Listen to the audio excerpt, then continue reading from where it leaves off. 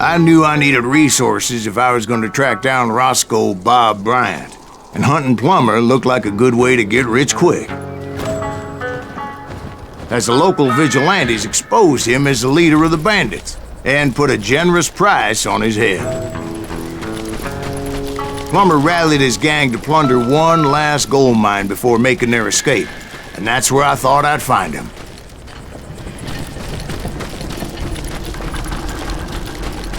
It makes me nervous standing so close to all these goddamn barrels of gunpowder. Why would you be nervous? No one has the cojones to come after us. If you don't light up a cigar, we're fine. Besides, George is up there on the rocks with that rifle of his. Nothing gets past him. As my late father pointed out to me more than once, God made men, but Samuel the Colt made them equal.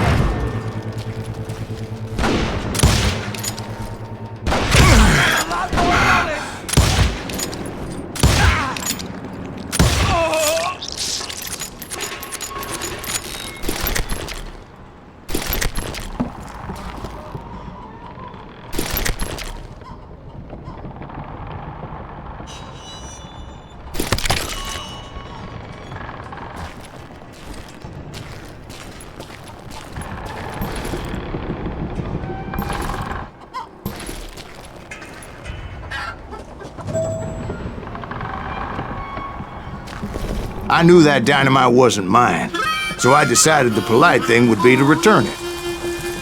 It was the biggest gold rush since Sutter's Mill in 48.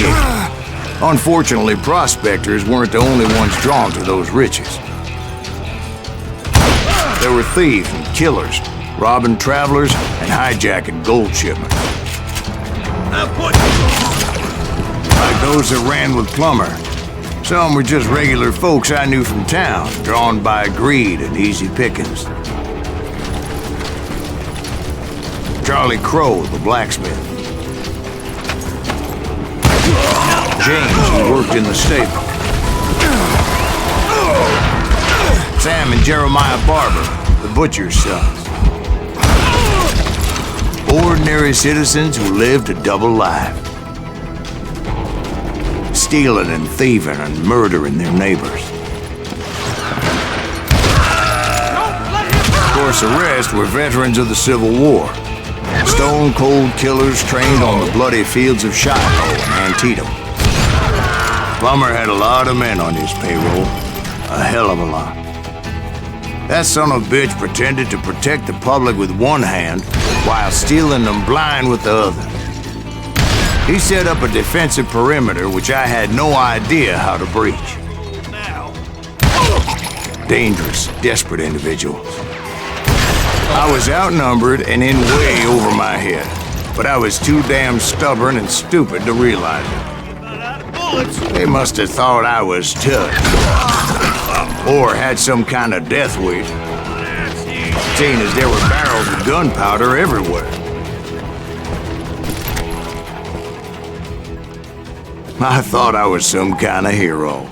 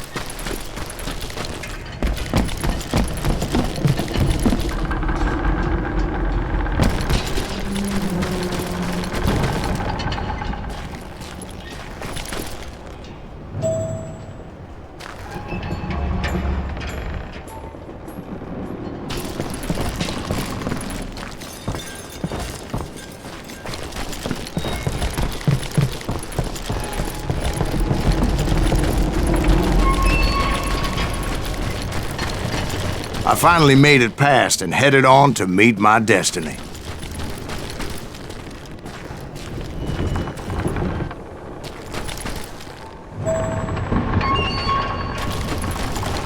But first, I had something I needed to figure out. I had a few ideas on how to get into that mine, but once I made my decision, I knew there was no turning back. So my first thought was to enter the nearest mine portal. I saw an entrance. Made sense.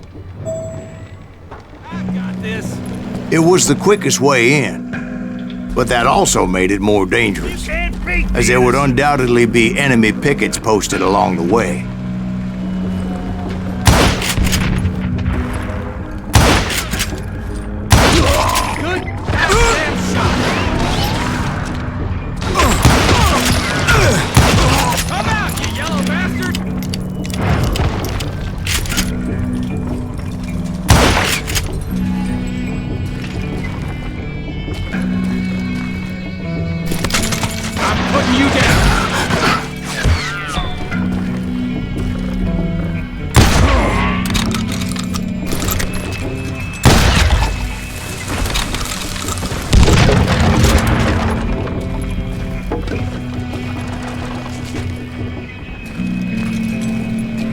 Besides, once you enter a mine like that, it's easy to get all turned around. Yellow bastard! And that confusing maze of corridors wouldn't even be the worst thing. Some of those shafts could be as deep as hell. A single stumble or misstep can easily end in a deadly plunge to oblivion. I will drop you down a mine shaft.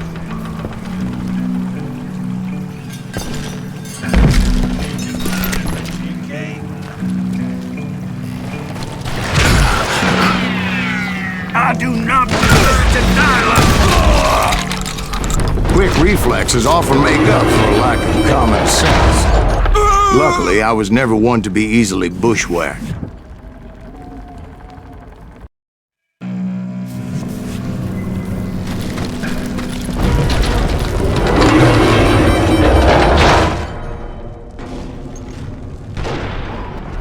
I would just need to be careful not to blow myself to kingdom come. With all that gunpowder and dynamite everywhere, a body has to know what he's shooting at. All it takes is one tiny spark, and boom. There he is! Time to blow your shit up!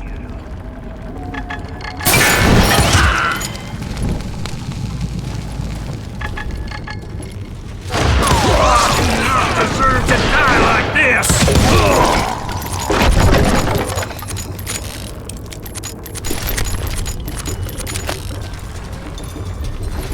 One wrong bullet could have turned that mine into a dad-blasted tomb.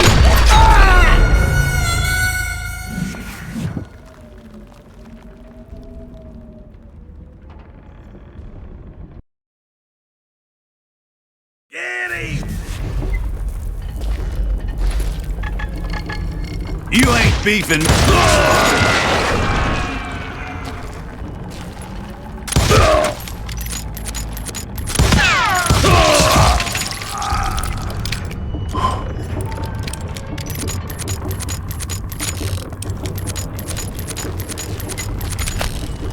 One wrong bullet could have turned that mine into a dad-blasted tomb.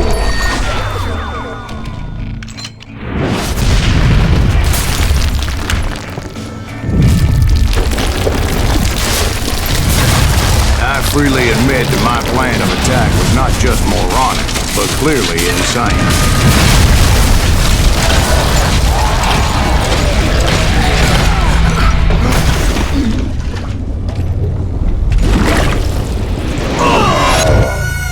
It's a good thing that I abandoned that ridiculous plan before I even tried it. Instead, I spotted a ladder, a way into the mine from the opposite side.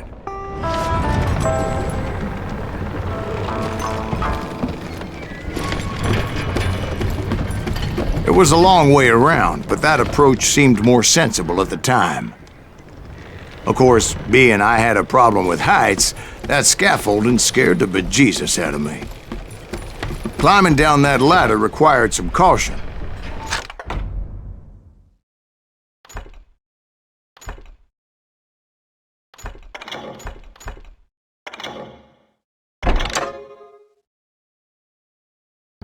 Because even though I had a younger man's reflexes,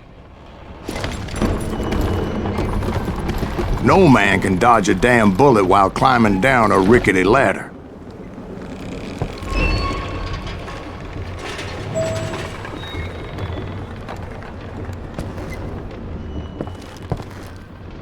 I needed to make a leap of faith, which ain't easy when you're suspended between heaven and hell. I was determined not to give up, however, as Sheriff Plummer seemed quite the despicable character. When the vigilantes discovered what the sheriff was up to, people were outraged.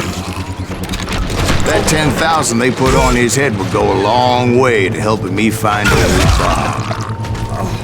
And I had made it my mission to settle that score come hell or high water.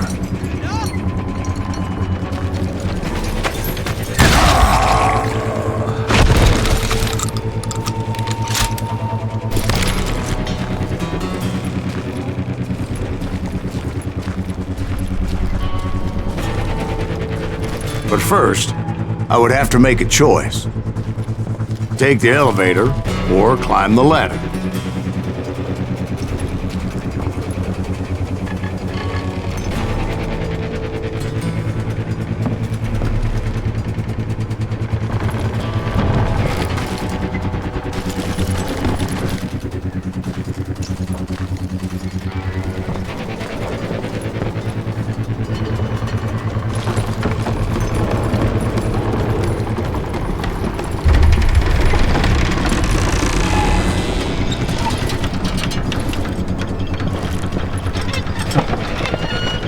I wanted to use the element of surprise. Plus, I figured I could use the exercise. I was warmed up already, so what the hell?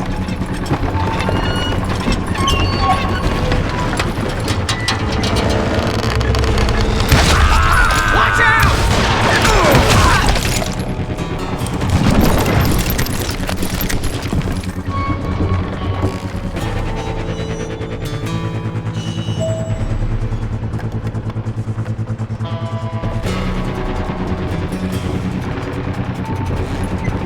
Plummer was a mad dog killer, and the people of Nevada City deserved better.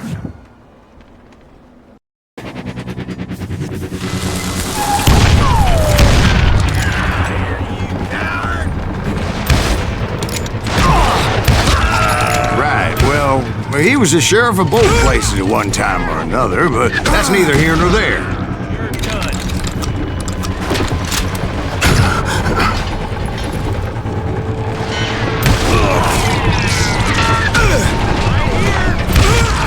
The point was, taking him down would save a lot of lives, including my own.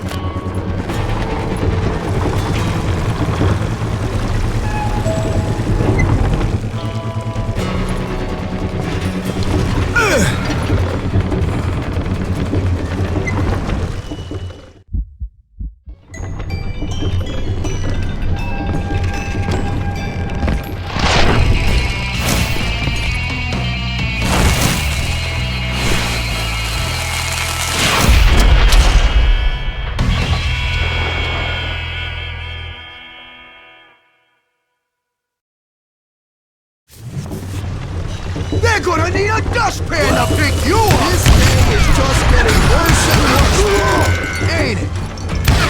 Henry Plummer was clearly unhinged, and I could see right away that this was gonna take some doing. You're taking me!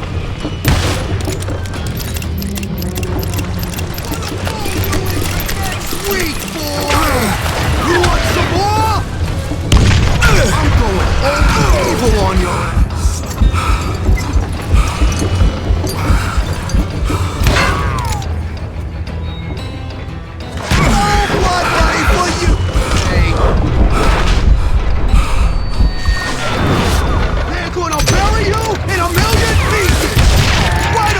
just join the circus?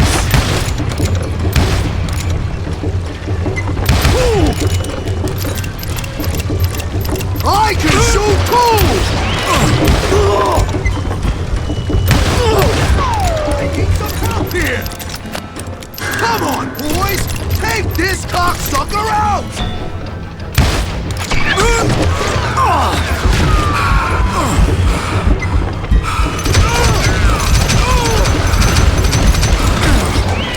Asshole just killed Red?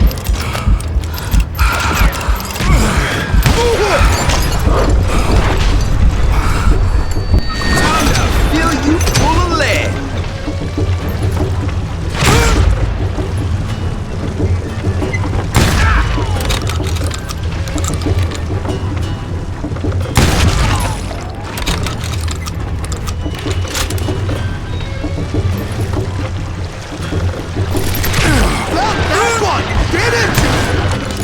They're gonna bury you in a million pieces! You must be about out of bullets.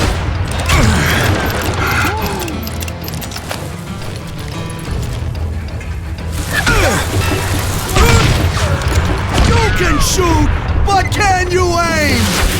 They're gonna need a dustpan to pick you up! Bastard! I can shoot too!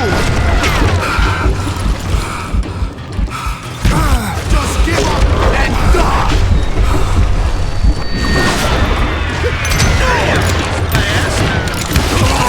That you moron!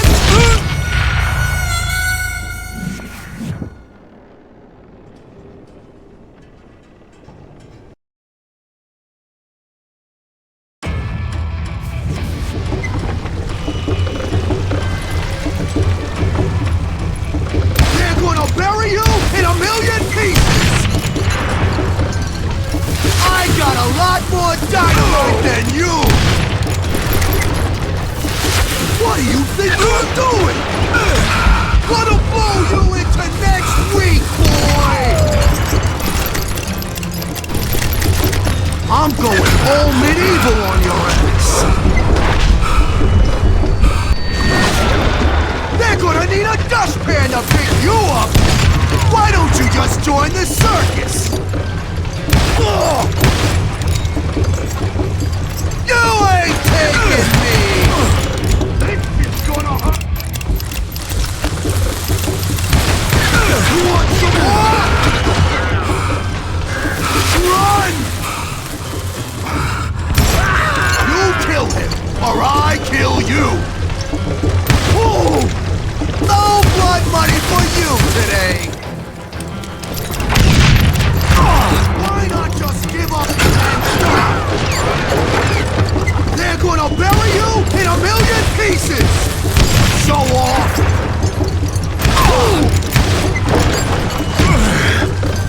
Baby! I think I made it!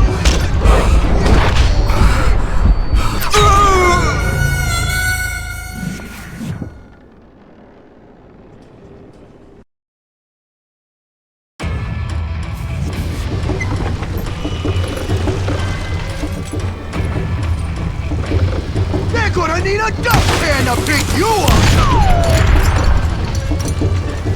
I can shoot too! This is gonna hurt!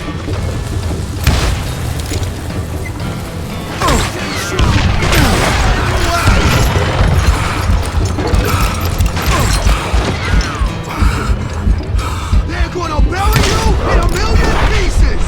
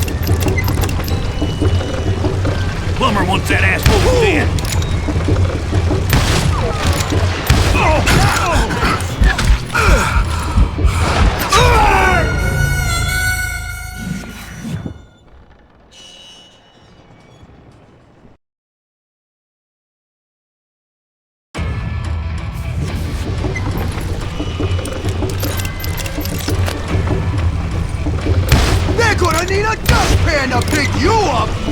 You can shoot, but can you aim? You killed an innocent man! I'm going all medieval on your ass! Bastard! Who said you could throw dynamite? Oh!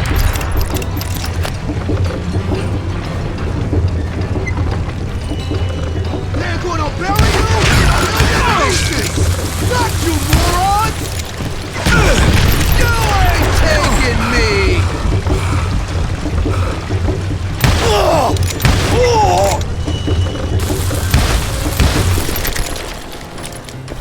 No blood money for you today!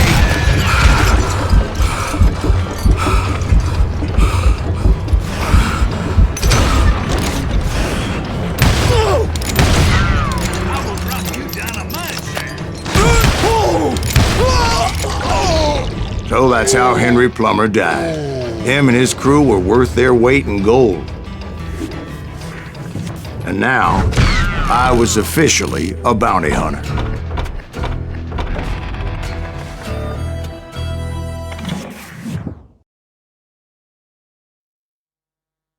So, did you finally go after that Bob feller? Well, I heard word he was in Kansas with John Wesley Hardin. So that's where I went. Where in Kansas? Abilene. Why do you ask, Ben? No reason.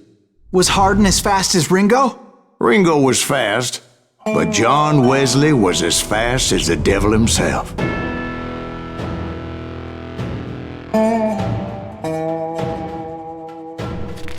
Hell, he killed his first man at 15. From that day forward, he had a price on his head and wouldn't back down for nobody, not even Wild Bill Hickok himself.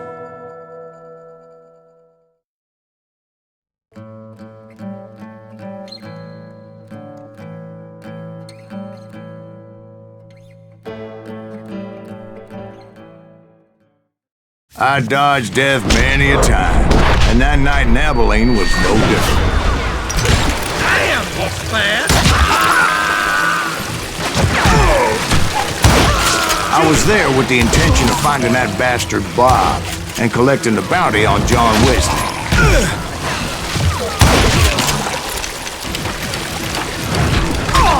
Put some holes in him!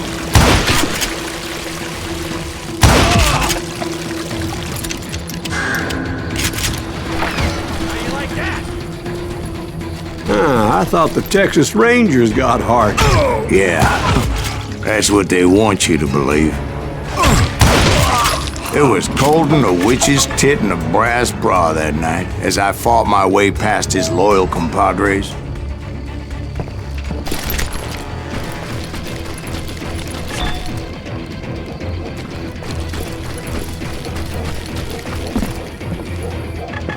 To the very same saloon we're sitting in today.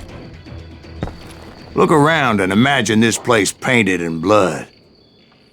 Hardin was waiting for me, and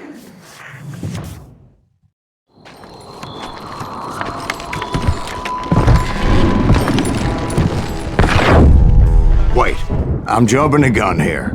Let me back up and give you some background on this sumbitch. He deserves that much. Don't you think so, Ben? John Wesley Hardin was a killer. By the end, he confessed to taking the lives of 42 men. He was a bona fide folk hero by then, and had amassed a gang of armed miscreants and other assorted thugs. He and his men set up camp outside of town, and I was hoping Bob was among them. God damn it! Shoot that son of a bitch! They didn't ask why I was there. They knew. As most of them were wanted as well. I figured Hardin was here somewhere, but to get to him, I'd have to get past his gun hand. And that was easier said than done, as most of them were as foolish and full of bravado as I was. I had to spill a lot of blood to find out Hardin wasn't in that camp. He was carousing in town with his closest friends. Hardin's boys apparently didn't want me to reach the Bull's Head. Some were hightailing it into town to inform their jefe of my unwelcomed presence. Hide, you lily-livered son of a bitch!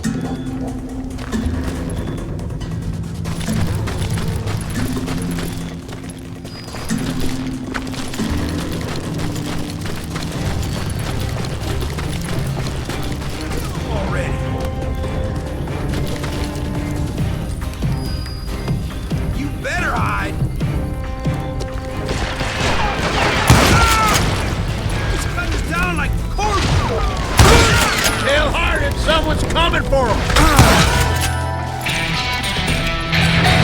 So bitch! Let the boys know we got another load.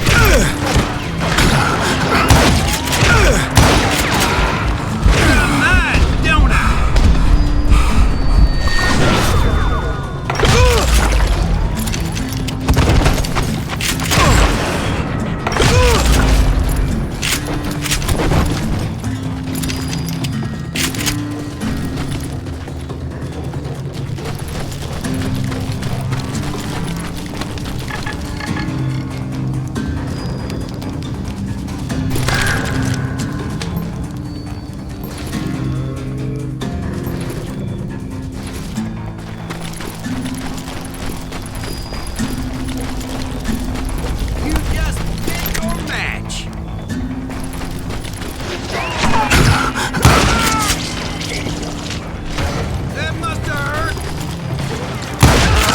I wondered if Bob was among them.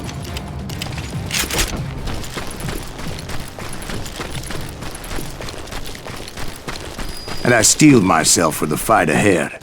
For as good as I was, deep down I wondered if John Wesley wasn't just a little bit better.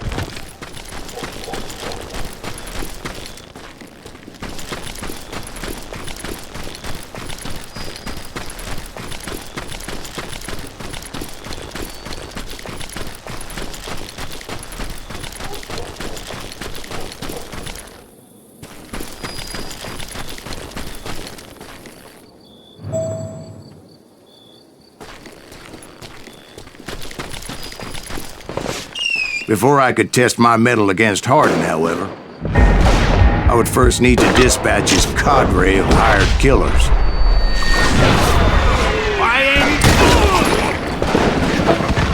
Most of these degenerates were beyond redemption, but John Wesley might have been a different story.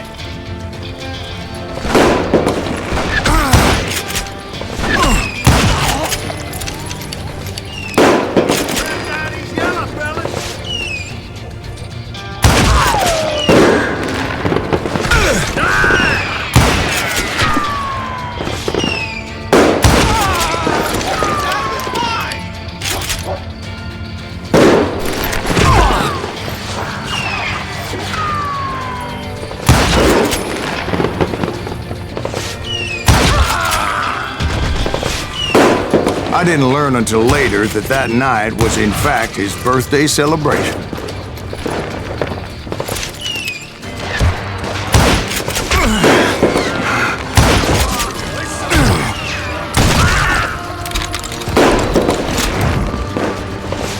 You ain't shit!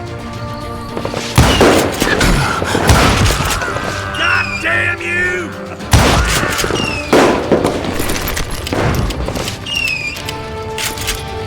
Take a good shot at him!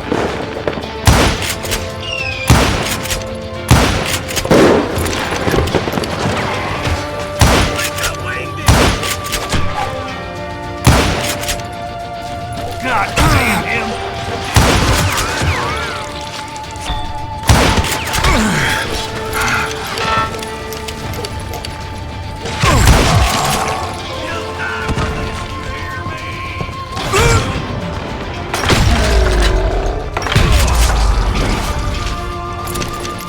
I think I already mentioned that I found Hardin in this very saloon. Suffice it to say, nobody there was happy to see me.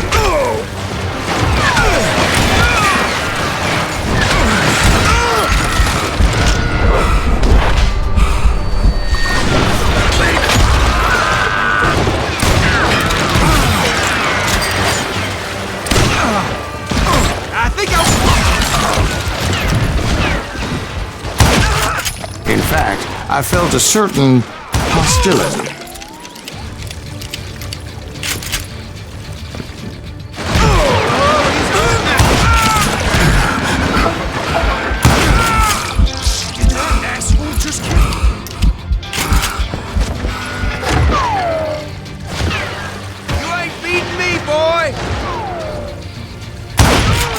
I was disappointed that neither Bob nor John Wesley were among the dead.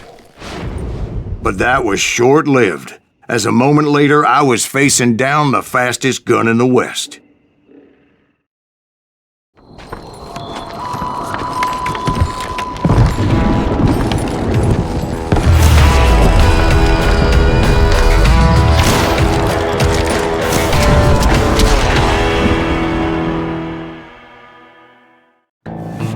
I felt a bolt of adrenaline, or maybe that was fear.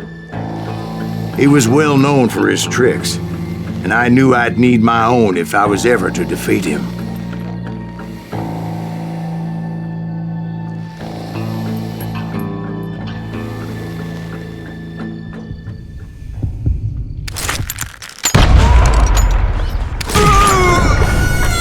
No, wait! He didn't hit me then. I'm sure of it.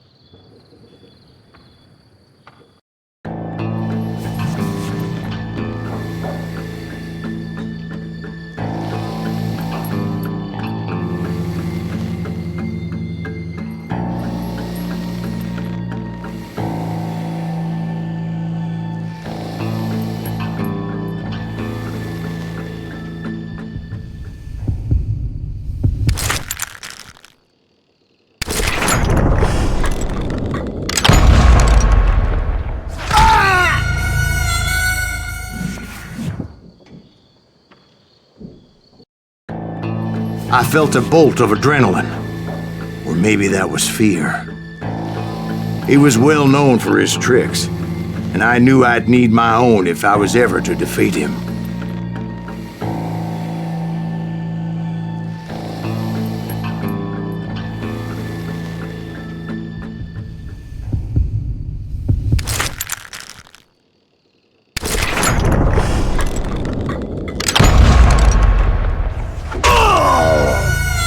No, wait! He didn't hit me then. I'm sure of it.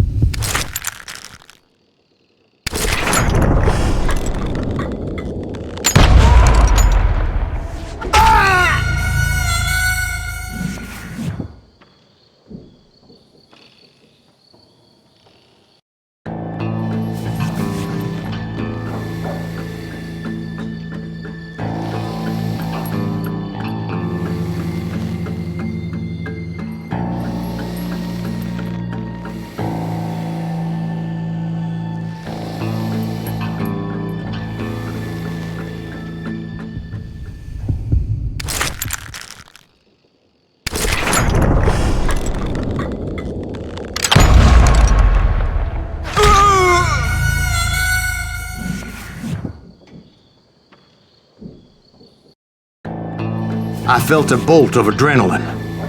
Or maybe that was fear. He was well known for his tricks, and I knew I'd need my own if I was ever to defeat him.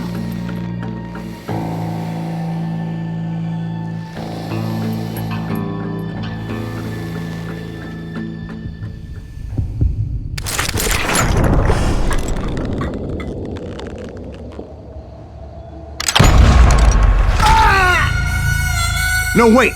He didn't hit me then. I'm sure of it.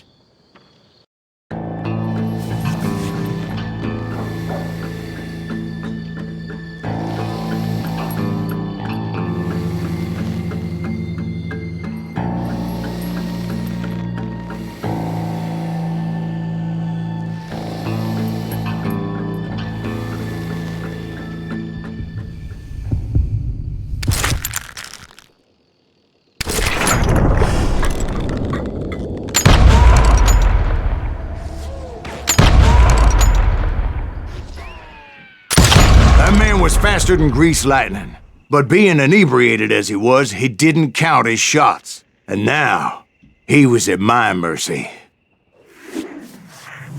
So he didn't die? No, I sent him to prison. Years later, after he was free, some restless avenger took his life. Shot him in the back at a saloon just like this one. Anybody up for another beer? Ben?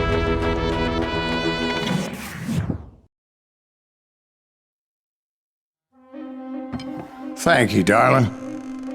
Yeah, some say revenge is a dish best served cold. So whatever happened to that Bob guy you were after? Personally, I'd like to hear some of your other adventures. Like, I don't know, did you ever go toe-to-toe with a red man?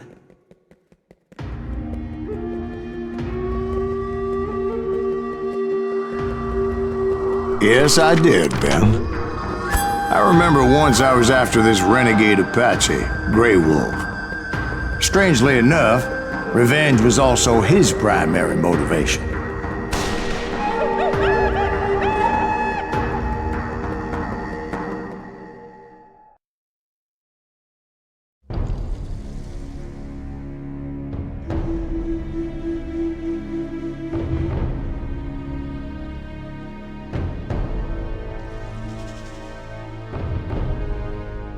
A bounty was put on Grey Wolf's head, and that's how I came to hunt him in the mountains.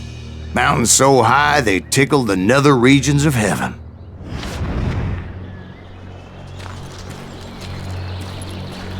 Grey Wolf was a Chiricahua Apache medicine man who had led a war party in revenge for a massacre against his people.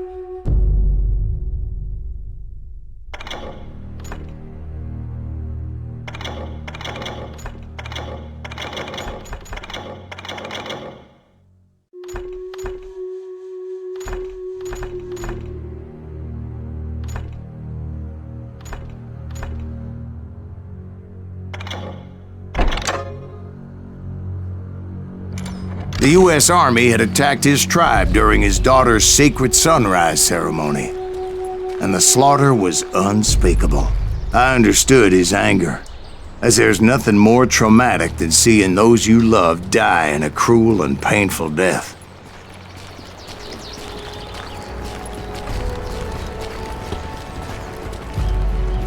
Right from the beginning, I couldn't shake the feeling that Grey Wolf was watching my every move. He led a band of young Apache warriors who wanted retribution and were more than willing to die for him.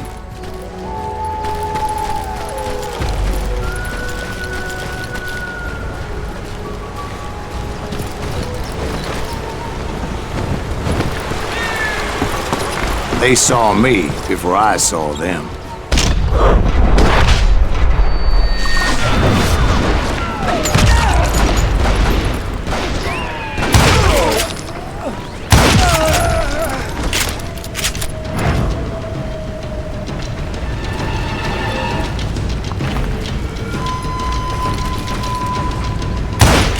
And it crossed my mind that maybe this wasn't such a good idea. But now that the shooting had started, there was no backing down.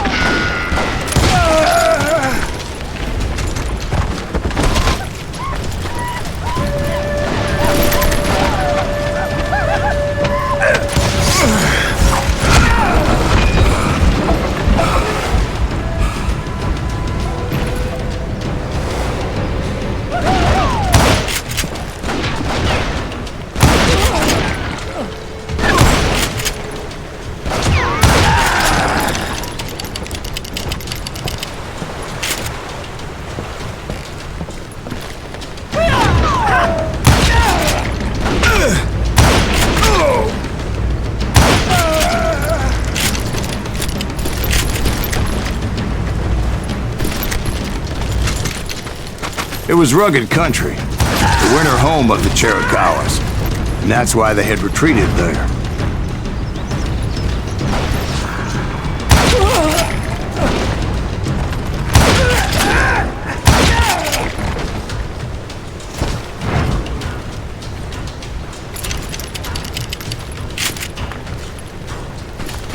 I admit to having some regrets about going after them the way I did. But then again, I got a lot of those.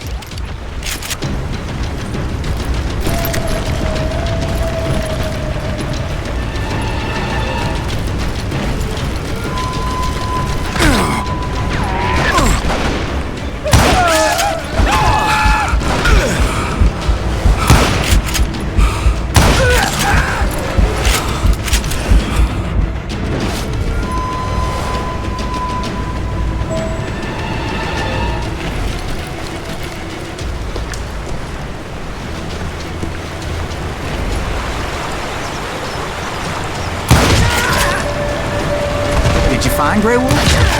Not at that moment, but I did find the entrance to their hideout.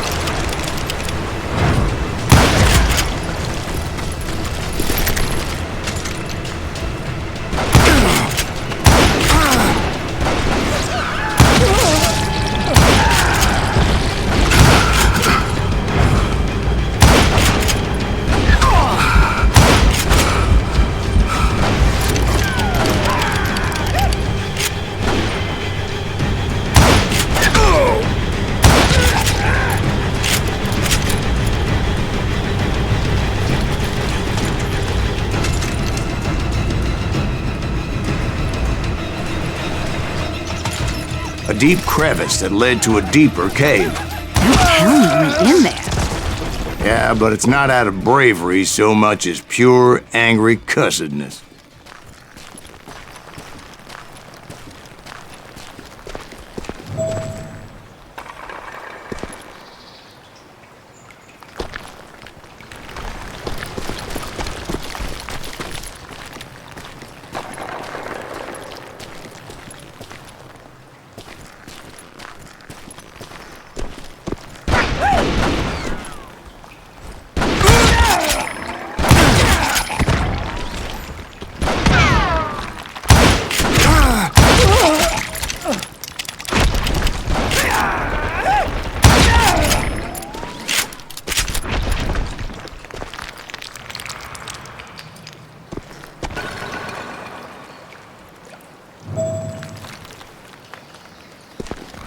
See, back then, I had a stubborn streak a mile wide, and I wasn't about to back down.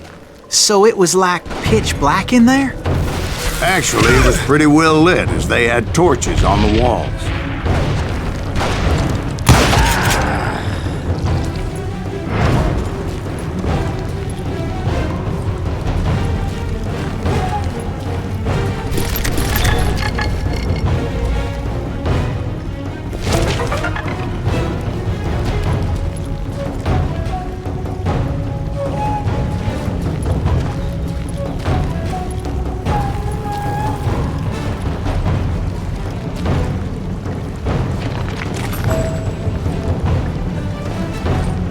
How big was his cave? Big as hell, Ben. Chiricahua had hid out there during the Indian Wars.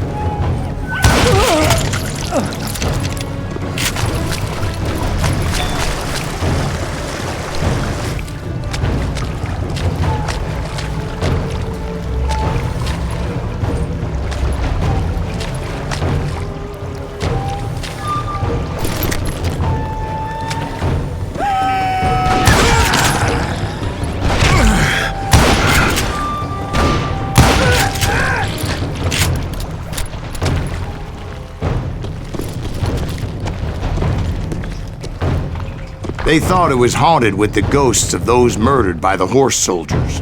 The cave was haunted with dead Indian ghosts?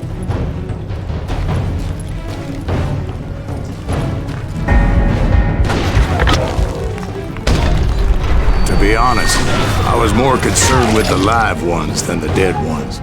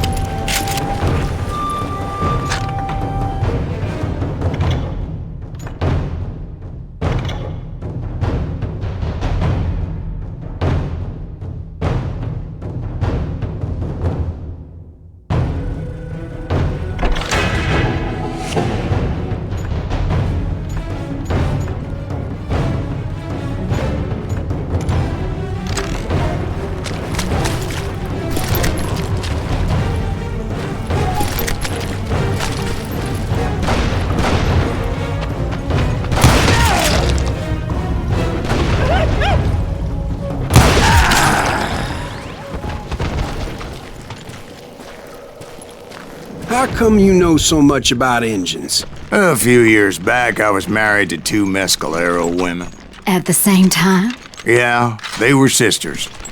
Polygyny is traditional among the Mescalero. So what happened? Oh, I had to get out of there. Those girls never shut up. Both of them nagging at me all the time. Drove me half crazy. Haven't seen them since. No, I mean, what happened with Grey Wolf? Oh, well, I pursued him into the Cave of Death.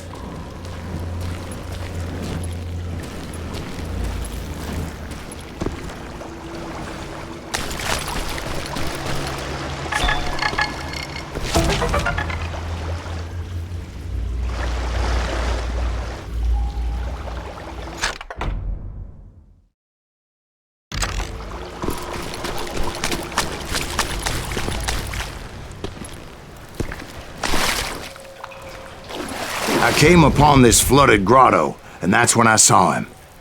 He came to me unarmed and unafraid. His voice echoed in the shadows, and I sensed he meant me no harm.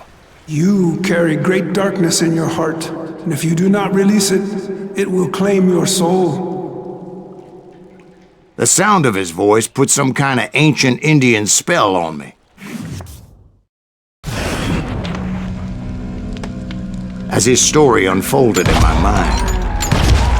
You will come to this place again and kill many more men, and the darkness will grow until it consumes everything that you are. The soul would have no rainbow. I had no tears. He said I was a great warrior, a coyote man, unequaled by any other pale-faced warrior, or something like that.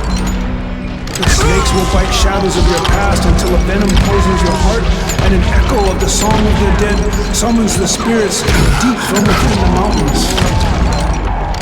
I didn't quite get what he was saying, but there was definitely snakes. And indeed, his warriors surrounded me and attacked me like hungry wolverines. They couldn't stop me, though, and Grey Wolf wasn't in the mood for idle talk.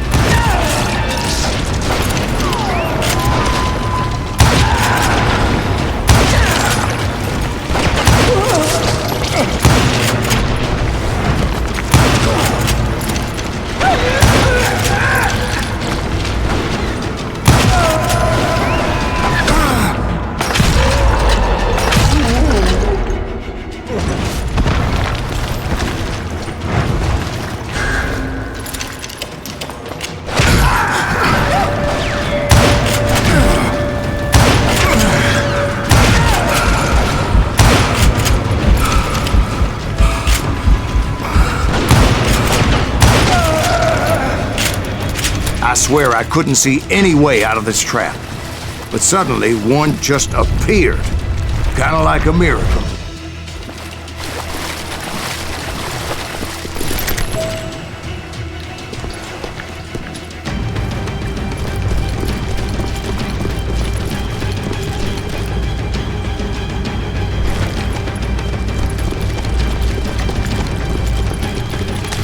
I felt like I would be lost in that damn cave forever.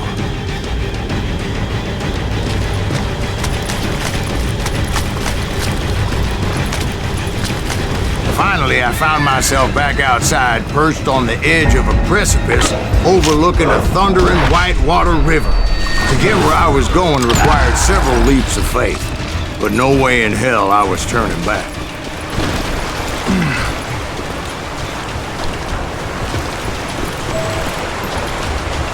I chased after him, determined to make him explain the meaning of all that mumbo-jumbo.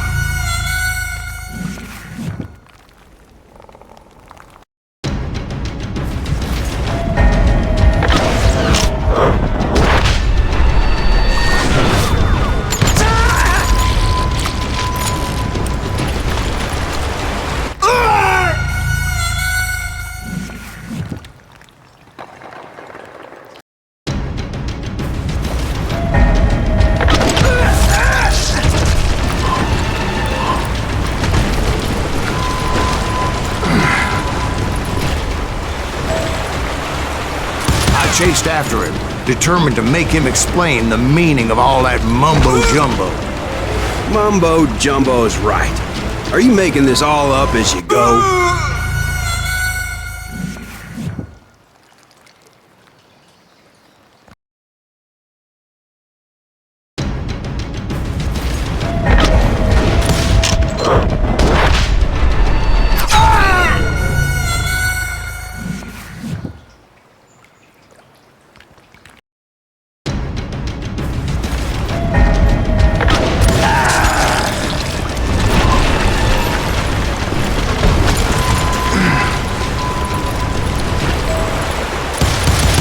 Chased after him, determined to make him explain the meaning of all that mumbo-jumbo. Mumbo-jumbo's right. Are you making this all up as you go? A few details may be fuzzy, brother, but I am relating exactly what happened to me.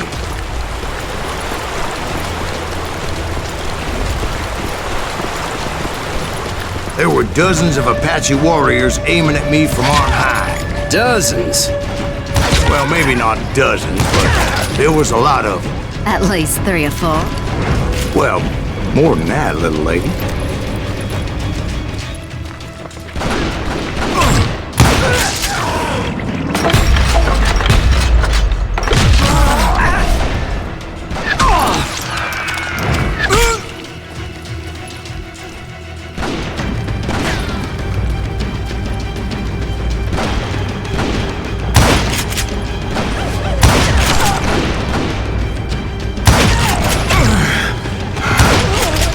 A steep climb up creek ahead of me and scrambled up those rocks like a mountain goat.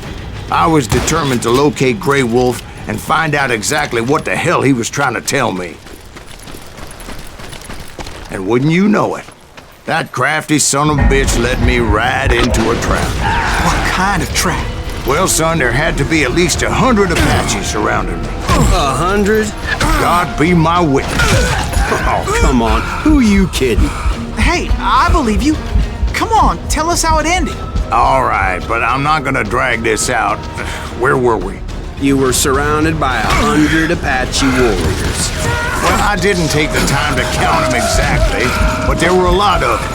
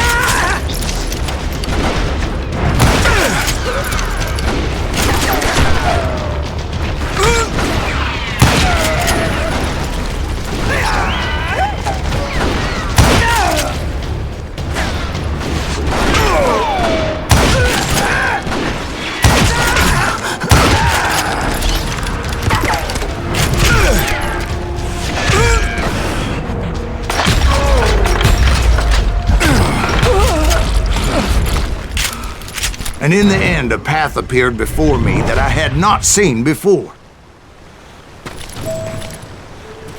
I followed it as I desperately needed to find out what Grey Wolf was trying to tell me. But it was like that son of a bitch disappeared into thin air.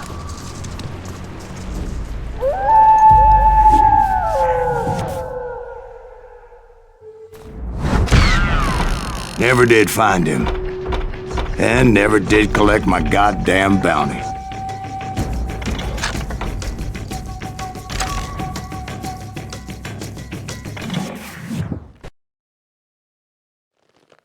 Thank you, darling. It's interesting how the truth can sometimes seem might malleable, depending upon your point of view. Like how those dime novels make you out to be something you're not? Jack, don't be starting trouble. No, he's right. They do tend to exaggerate. Did they exaggerate your part in taking down the Daltons? Well, I was there in the flesh, boy, so I saw what happened firsthand.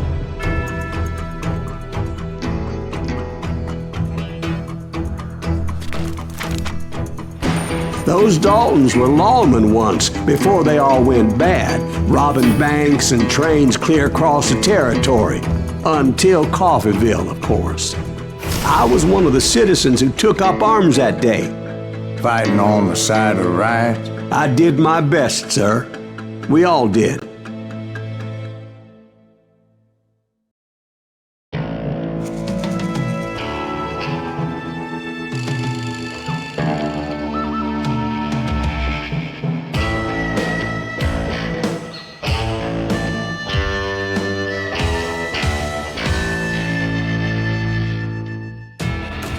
It was early morning. One of my friends was a local gunsmith, and he handed out firearms to anybody who'd take one. You see, the Daltons got it in their heads to rob 2 banks at the same time. 2 banks on the same damn street.